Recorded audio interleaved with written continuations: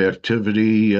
Some of the things that we talked about earlier in the week. I'm going to go over the Bitcoin trade, where I think it is now. But from Tuesday, if you go back and look at Tuesday's stream, that was the low. You were able to get long Bitcoin under 63,000, rally to almost 7.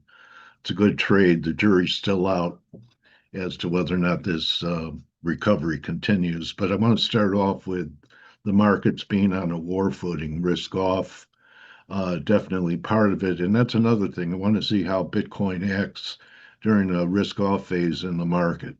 But let's start with the oil. Okay.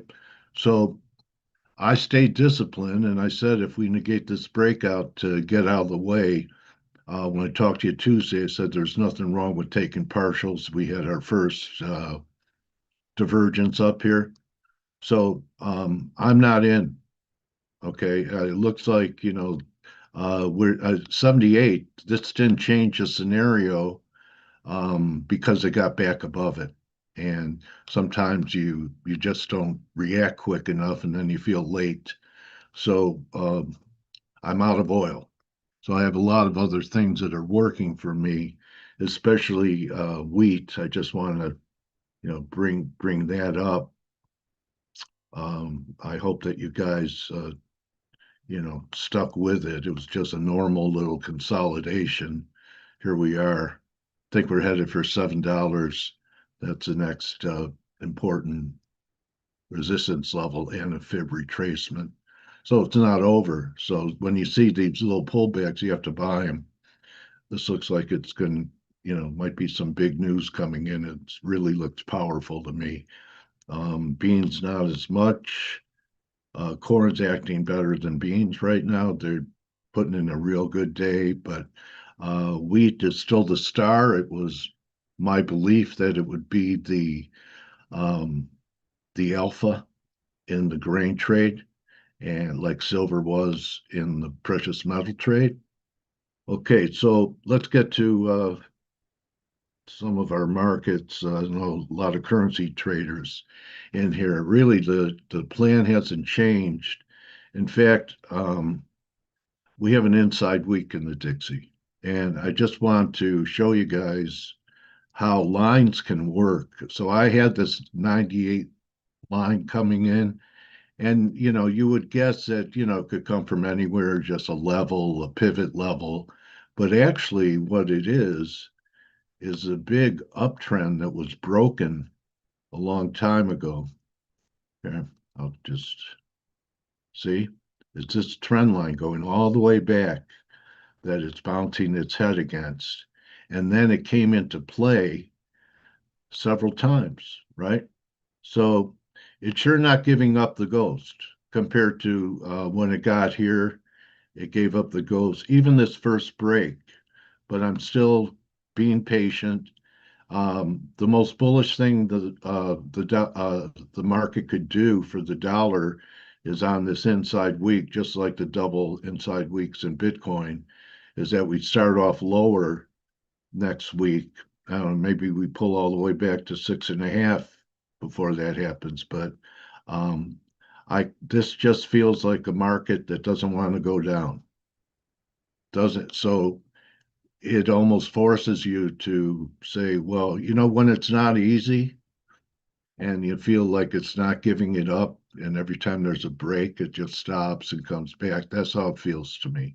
But we could get one more break out of it. And again, I'm basing a lot of my work on the Aussie, which I still believe is going to set up for a third drive to a top. Okay, here we are on the 4 hour and the daily. So, we never took out the high. The highs this week have not taken out these highs. So that has to happen. And this looks like an inside week. So if, say, Aussie blasts up towards 72, that may be, besides getting out of longs, that could be a real nice short. Maybe you end up starting off Aussie as higher, maybe no military action takes place over the weekend. It's hard for um, a risk on currency like Aussie to make any progress when there's fear in the markets. Uh, Also, maybe we still get this pop in uh, euro. It's not making any downward progress either. We could actually maybe get a rally back to halfway back, 19. I mean, this formation, I think, let's see, 1740, call it 100, and we break out, call it a breakout over here. Yeah, that could get you to 19 or so. So maybe between the 50 and 61.8 back. If that happens in the next week or so, maybe it happens around the eclipse, which I believe is next week. We have a lunar eclipse, March 3rd, I believe. So we'll see what markets are doing going into it. I'm also going to be interested in looking for places to short the yen if after we retest this high. I don't see anything to do there right now. Okay, so let's move on to and CAD. CAD should not make a new low. We should not take these lows out. So it's going to be interesting to see where the loonie is should Aussie get to my third drive target of 72. All right, let's talk about the gold. So I talked about that we could have fib recoveries to 78.6, 53.40. We're only about $100 away, which also kind of ties into next week. This may be something that I may attempt up here. I mean, you could do trades that are have the same type of correlation to it with the dollar. But I think this gold move is going to peak out at the 78.6 level.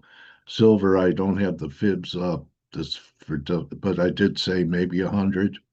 So we'll see what happens next week. I still don't think, like a lot of silver bulls, that we're just going to march to new highs. Just like gold, I think we're going to have, something like this and here, and then something like this. That's going to take out this low. So those could be shorting opportunities next week. Um, Under 4% yields here. Okay. I'm looking for 360. I've stated it on Maggie's show everywhere. This is the next level. It's getting pretty oversold. But see, everyone thought lower rates would be bullish for the market. And what we're getting is pretty good risk off in the market. Um, I guess we really should start with, well, the S&P is C. They're still not at the, it's the wrong S&P. I want to show another one. Look at the Dow. See how it retested the false breakout? I've been talking about this for a while. This looks ugly. It does not look good. And then I do want to talk about NVIDIA because that really kind of made the week. We're down pretty good here. Um, After the earnings, we were trading over 200. So I think they got all the shorts in the aftermarket, and now we're heading down. Maybe it's going to try and hold, but um, if we get down to 170 again, I don't think it's going to hold. Measured move from 170 from 210 is 130. Okay. So, um, my bias on that. So, also the semiconductors posted in the room. It's why you guys have to come into the room to see what's going on here. But I did post in the room up here the day before that we were set up. It was the night of NVIDIA's earnings where they started coming off. I said, we're either going to have an exhaustion gap, an island. There was another alternative. Anyway, we have a false breakout now in the semis. And looks like it might even be the first red week in a while. There you go. Okay, I think this is an important week in semis. I think it was important that even with all the good news, the great earnings report, which when I was talking with Maggie, she said, well, depends on the earnings. I said, they always come in with good earnings. It's what they do with the earnings. So that's the SMH. NVIDIA Weekly looks even worse. I mean, classic failing rally, really did nothing. You have an outside week. Cash in your semis for a while. And I'm not saying this is the end of the bull market, but wouldn't you rather have some buying power should it get down here? Okay, so that's NVIDIA, and you guys know where I'm at on I think everything else. Oh, okay, so we have to cover Bitcoin. All right. So we're not quite getting, at one point we had the reversal week that I was anticipating happening, but that trade that I advised higher low was down here, and it was based upon a 30-minute divergence that I had over here. All right. So it was under 63 grand and really no heat up until 70. 70 is going to be the breakout level to take it to 82, 85, which is this kind of head and shoulders formation that it broke down out of. I'm not talking about 150 Bitcoin at this stage. But even though we're not closing higher on the week, um, I want to see what happens with the markets and the risk over the weekend, because this could just be a pullback before we crack 70. We may not take out this low. And the case built, at least you have a frame of reference. You buy a break, you're wrong here. Similar situation in Ethereum. Ethereum actually looks a little better. Okay, and I showed you why I liked Ethereum better than Bitcoin, and it's all because of this holding in Ethereum and Bitcoin having taken that low out by a ton. So that's the way I see things, guys. Um, Still waiting for setups in Aussie, and I'm long Aussie. I'm still short the dollar. Uh, a lot of short semi positions, long wheat, flat crude now. So we'll see. Let's see how far away we are from the line in the sand here. I'm pretty sure I had it up there at 685. See if it's the other S&P chart.